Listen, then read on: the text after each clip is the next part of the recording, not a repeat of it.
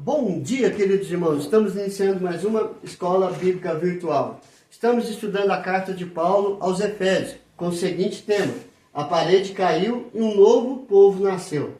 Hoje nós vamos ver o segundo tópico, o que Jesus fez, baseado em Efésios capítulo 2, do verso 13 a 18. O que Jesus fez, nós vamos começar por um preço, ou seja, um alto preço precisou pago. Quanto? Quem pagou? Então Paulo está chamando a atenção para a igreja em Éfeso, que foi pago um alto preço para juntar os judeus, juntar os gentios que não faziam parte do povo judeu, e ambos reconciliando-se com Deus. Então foi pago um alto preço para que isso pudesse acontecer. Os judeus se relacionarem com os gentios e os dois se relacionarem com Deus. Então, quanto foi pago e quem pagou esse alto preço? Antes, sem Cristo, os gentios eram desprezados pelos judeus. Agora, foram aproximados por um preço que ninguém pode pagar. Esse alto preço ajuntou os gentios aos judeus e os aproximou de Cristo através do seu sangue.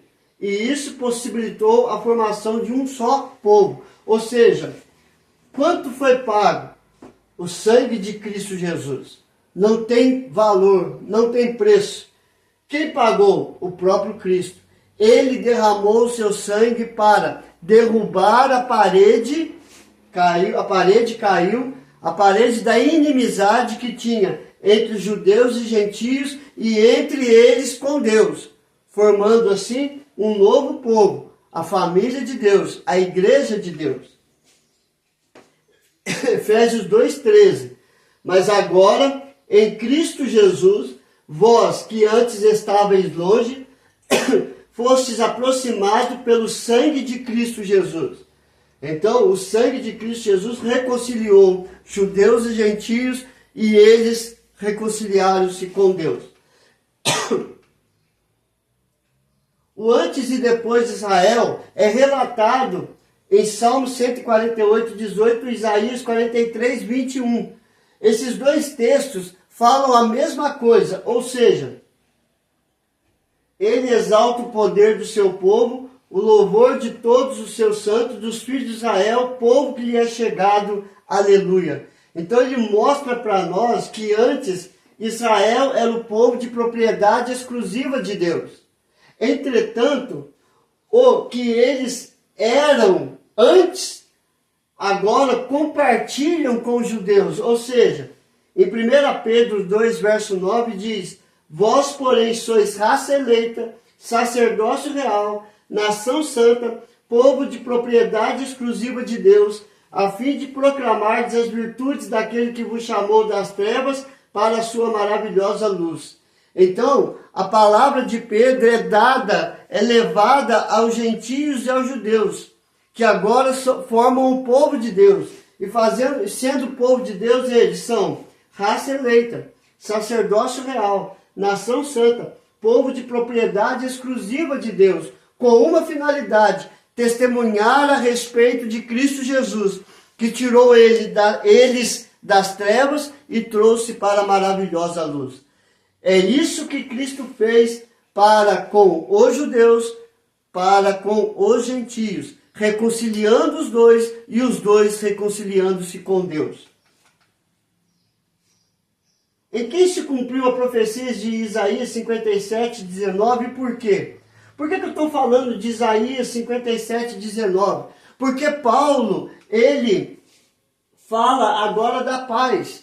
Ou seja, no verso 14 ele diz: porque ele é a nossa paz, o qual de ambos fez um, e tendo derribado a parede da separação que estava no meio, a inimizade. Ou seja, ele trouxe a paz para aqueles que estavam longe, Israel, os gentios, e para aqueles que estavam perto, Israel. Ou seja, essa profecia de Isaías 57, 19.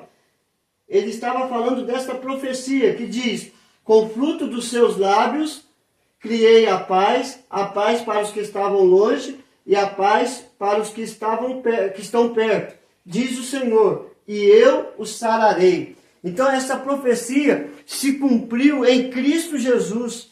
Ele é a nossa paz. Ele trouxe a paz para os gentios que estavam longe e para Israel que estava perto. E assim, curando, sarando tanto os gentios como sarando e curando os judeus.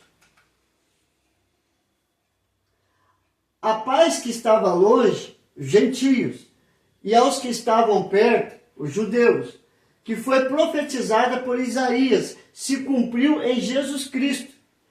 E por meio da paz com Cristo, temos paz com Deus e alcançamos a paz com o próximo e entendemos que em Cristo Jesus somos uma só família de Deus, um só povo, para a honra e para a glória do Senhor. Então, mas o que Cristo fez para aproximar os gentios de si e para reconciliar os gentios com os judeus? Então nós vamos ver. Primeiro, ele aboliu a lei dos mandamentos. Efésios 2,15. Aboliu na sua carne a lei dos mandamentos na forma de ordenanças, para que dos dois criasse em si mesmo um novo homem, fazendo a paz. Então você vê, ele diz aqui que aboliu na sua carne, ou seja, eu sou o Cordeiro de Deus, que tira o pecado do mundo. Na celebração da Páscoa, ele diz, este é o meu corpo que é partido por vós. Ele estava cumprindo, celebrando a Páscoa. E ali, fazendo uma nova aliança com seu sangue, derramado em favor de todos aqueles que nele creem, para ser salvo. Então ele aboliu na sua carne a lei dos mandamentos, a lei mosaica, a cerimonial. Então nós vamos ver que Jesus veio cumprir a lei moral e cerimonial. Abolir significa anular, cancelar ou desobrigar. John Stott diz que ambas eram divisórias e foram deixados de lado pela cruz. E Paulo ainda diz que não estamos mais debaixo da lei, e sim debaixo da graça. Então, a lei não terá domínio sobre nós. Por quê? Porque Jesus Cristo veio cumprir a lei. Ele não veio revogar, mas ele veio cumprir. E cumprindo a lei, ele lança sobre nós a sua misericórdia e a sua graça. E assim, a lei já foi cumprida em Cristo Jesus. Porque se ela não fosse cumprida, nós iríamos ainda para a cruz. Mas ele veio morrer naquela cruz para abolir a lei através da sua carne e assim restaurando a nossa comunhão com o Pai por meio do seu sacrifício. Segundo, ele criou uma nova humanidade, verso 15. Diz ali que ele criou um novo povo, um novo homem. Assim, se criando um novo homem, cria-se uma nova humanidade. É uma nova raça humana unida na pessoa de Cristo. De fato, Cristo abole qualquer diferença entre os seres humanos. Então todos somos iguais diante de Cristo. Não há raça, não há cor, não há credo. Mas há sim aqueles que creem e os que não creem. Mas as diferenças entre raça, cor, língua, povo, nação, para Deus isso não existe. Ricos e pobres, para Cristo e para Deus não existe isso. E isso fica bem claro. Colossenses 3,11.